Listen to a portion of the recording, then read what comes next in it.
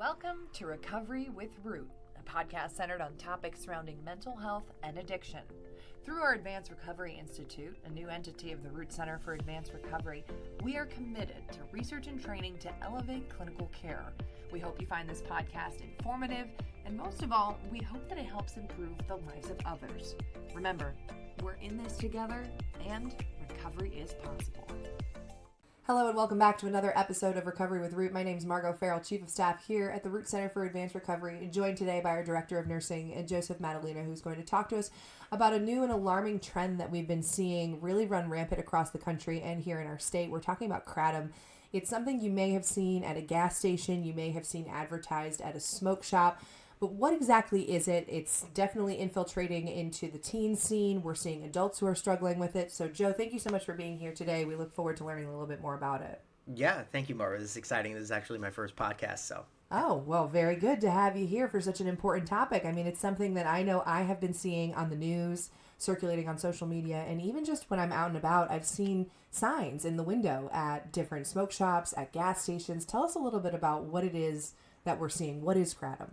Yeah, so like you said, everyone could be familiar with the big neon signs that are outside the smoke shops. And really it started, like you said, in the gas stations in the early 2010s. And Kratom is derived from a plant. It's actually the leaves of a plant that are indigenous to Southeast Asia. Thailand, most of it comes out of Thailand now. And at low doses, it's a stimulant. But at high doses, it actually has opiate effects similar to any opiate like oxycodone, heroin, or fentanyl. Not quite as powerful, where the opiates everybody's used to are full agonists. Kratom is a partial agonist, and the psychoactive ingredient that attaches to the opiate receptor is actually called mitragynine and 7-hydroxymitragynine. So that's at high doses, and at low doses for the stimulant effect, they're actually not quite sure what causes the stimulant effect. It might be adrenergic or dopaminergic receptors, but so it has this really dynamic effect, and that really is intriguing to people. And it's also attracted the people who are afflicted with opiate use disorder, which is the majority of our patients here at Root, where the trend is, instead of coming to a traditional treatment method like us for MAT, they go to the gas station or the smoke shop to get Kratom, thinking it's going to help them with their withdrawal symptoms at high doses. And often it hasn't been tested, it's not regulated, it's not approved by the FDA for this, and they're not really seeing the effects that they want when they try that. And what happens is they start using the Kratom and to relieve their withdrawal symptoms, and it doesn't really relieve their withdrawal symptoms in the way that they're looking for. So they'll go back to a traditional opiate, but they don't really have the tolerance that they thought they would, and it leads to overdose with all the mixing and matching of all the substances that they're bringing on board. So it's extremely dangerous, always around for anybody. I think the part that scares me the most when I hear you talking about it is unregulated. Unregulated. Right? So it's something that the FDA is not all involved in. It's something that you can just walk in and grab. Mm-hmm. Of course, there's an age limit, right? I believe you have to be 18 to purchase it at a gas station, because I believe kids are now asking adults to try and get it, as we've seen, with underage drinking, things like that. Mm-hmm. But there needs to be more. I mean, talk about, I think, you sometimes if you picture, at least for myself, you think, oh, well, you can just get it down the street. It must be so innocuous. You don't think of it as being something maybe as intense as what we're seeing, when it's something you can walk into a store and literally just pick up off the side of the road, versus you're not going to walk into a gas station and find heroin for sale. That's not going to be the same effect when you're looking for something like that. That's a little scary. Oh, yeah. I mean, it follows the same trend that actually cocaine and heroin used to have in the early 20th century. You used to be able to just order it out of Sears magazine or go to the local drugstore, and cocaine used to be a cure-all for every ailment you had. They used to list off everything, and until we realized the dangers of those substances and started to regulate them. So I think Kratom should follow that same route, probably. It's not, it might not be as toxic, say, as the fentanyl that's out there, or the heroin that there used to be before the fentanyl took prevalence, but people have passed away from it in high doses. There was notably one of Mr. Beast's trainers that was on a show back last February, Tyler Wall, was he was found, he had passed away at his home unexpectedly, and Newsweek actually did the story on it, and they got the toxicology results, and it was metragenine toxicity. So anybody can look it up. It's all over YouTube and stuff. So and he was a fit guy, you know. He was doing you know, like fitness challenges for Mr. Beast, and he was really getting someone in shape on the show, someone he'd really gotten close to. So unexpectedly, he might have used it for pain. It's all speculation. Not sure why he was using it, but he used too much, and it cost him his life. Well, and certainly the marketing around it is not something where it's exactly like signaling caution. No. The marketing around it is signaling fun, relaxation. Oh, yeah. An escape, something to do to relax. You know, I think that's kind of the artwork around it that you're seeing on some of those, you know, glowing lights in the windows of the vape shops and things like that. And that can be really disruptive, we've seen with adolescents, because we saw that Absolutely. with, you know, all the flavored e-cigarettes and things like that. The kids want something that's shiny, that looks good, and that's how it's being marketed. Oh, it's absolutely being marketed to the youth. Not that adults aren't being gravitated towards it, but the youth absolutely. And like I said about the marketing campaigns around what cocaine and heroin were in the early 20th century, this almost exactly mirrors it, to attracting people who are trying to solve all sorts of ailments, from pain to depression to an energy booster. You know, it has all sorts of claims. So yeah. And kids don't really know what they're taking. You know, and it's interesting because the trend in the youth is alcohol use is going down when things like this are going up, because they think it's safer for some reason, because it's at the gas station or whatever, and it's not safe. You don't know what you're taking, and you know, it used to be back in the day, they used to say, you know, you could take a pill or something and you don't know what you're taking, but now it's real. Now they're even concentrating the kratom into supplements, where I talked about the 7-hydroxy metragenine. It's called 7-OH, and you can find stuff like that, specifically just the 7-hydroxy metragenine supplements inside little droppers that go under your tongue, pills, gummies. They've isolated the specific chemical out of the plant, so it's a lot more concentrated. Like you said, it's not regulated by the FDA, so the amount that you're actually getting per dose, you don't know what you're getting, and you don't know who made it. This isn't made by Pfizer or Merck. These aren't reputable chemists that are recognized making this stuff. So you're really taking a gamble.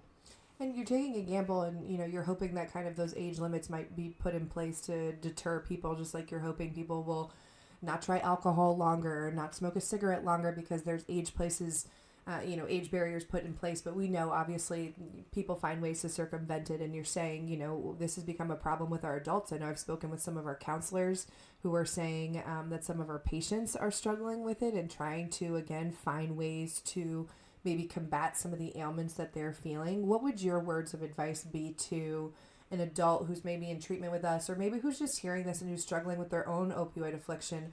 What would you tell them about this? Because it can seem a little bit almost like, well, it's not heroin. Will this be better? Will this help me? You know, maybe there's a way of thinking in your head that kind of jades you to think that this is safer, when in reality, we're seeing quite the opposite. Well, it's dangerous. There's no official, like, when you come to us for methadone or Suboxone, or you go to any other treatment facility with recognized professionals, there's official protocols and standards within the industry for what you take for your afflictions, for opiate use disorder. There's no official protocol for kratom. So like I said before, you don't know how much you're taking. When you take it, you're going to mix it with, maybe you're going to mix it with our methadone. Maybe you're going to mix as well as any street drugs, the fentanyl you might find. And it's just a recipe for disaster. And you know, kratom, some people think that Narcan can save you from kratom overdose. And partially, but we're not really sure how much of those symptoms it can alleviate, because we're not exactly sure the mechanism of action that kratom has versus the decades of study we have on opiates, and then it's Narcan's ability to reverse it. So you might not be able to save a friend. Say they have kratom, fentanyl, and methadone on board. You It could be tragic. What do you think lawmakers need to do at this point? Because it feels like it's gotten out of control almost, and we're at a point where now it's a free for all, and people don't know what to think, what to believe, where to get their information. What do you think is the responsibility of the government at this point with a drug that's out there that's this powerful? I think first and foremost they should allocate funds to study it and what's actually going on here, because it might be beneficial to some people at certain doses for certain ailments. The studies on that, they've been mixed, and I don't think enough has gone into it. So first, they should probably more money into studying it, and second, it needs to be regulated in some fashion that you can't just get it at a gas station at any dose, and maybe even put it as Schedule 1 on the DEA's list for drugs similar to how we regulate cocaine or fentanyl, because this just can't be proliferating like the Wild West, because like I said, a young fit man who was a personal trainer for a well-known celebrity passed away because he didn't exactly know how to take it or what he was taking.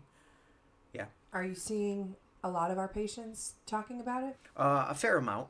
They'll come in and they'll be like, well, I got a little Kratom to help me with, I missed a couple days of my methadone. I went and got some Kratom, and then they were like, oh yeah, I couldn't get up. I think I took too much of the Kratom, and it's like, I got that, but it's a little safer than the methadone you're giving me. And that is not true at all.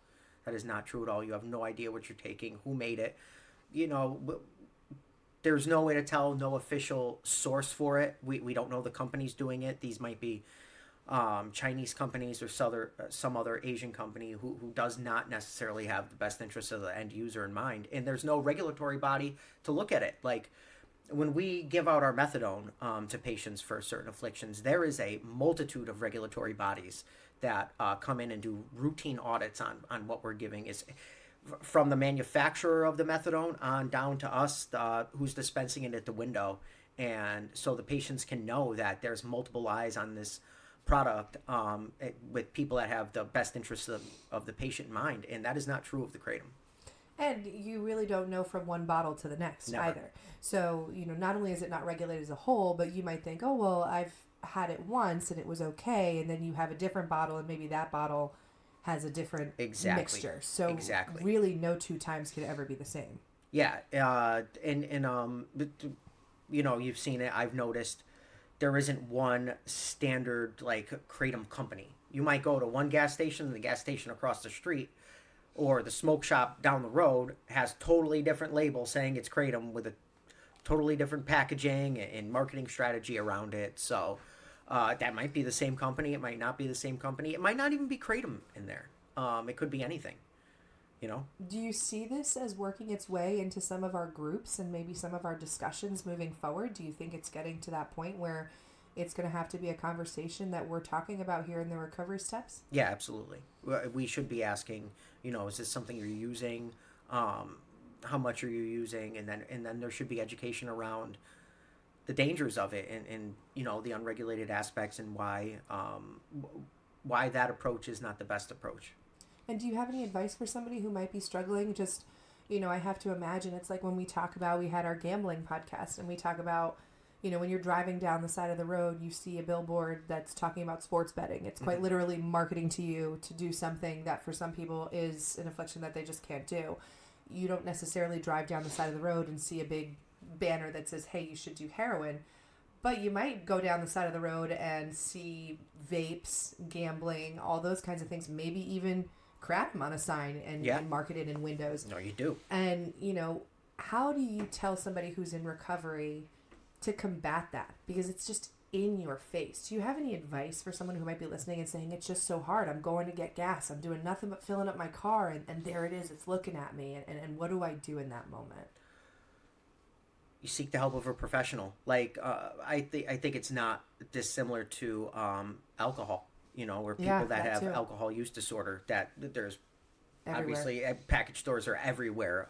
It's every restaurant we go to, and I think the strategies for helping with an affliction and addiction like alcohol would be similar to Kratom, and then you seek the help of a professional, whether it be an organization like us or any of the multitude of organizations across the state or across the country with professionals that are versed in helping with an affliction like that. Well, Joe, is there anything you think that we didn't touch on that you think is important that folks should know? You know, I'm just so glad that we're having this conversation because it's something I'm hearing more and more, specifically between parents, clients, and just kind of out and about people saying, what the heck is this?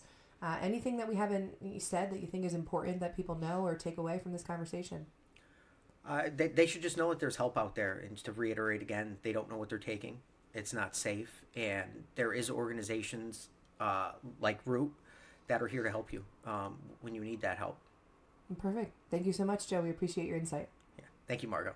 Well, we hope you enjoyed this episode of our podcast, Recovery with Root.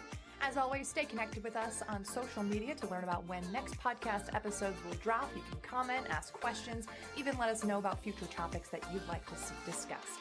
Until next time, remember, progress is the destination.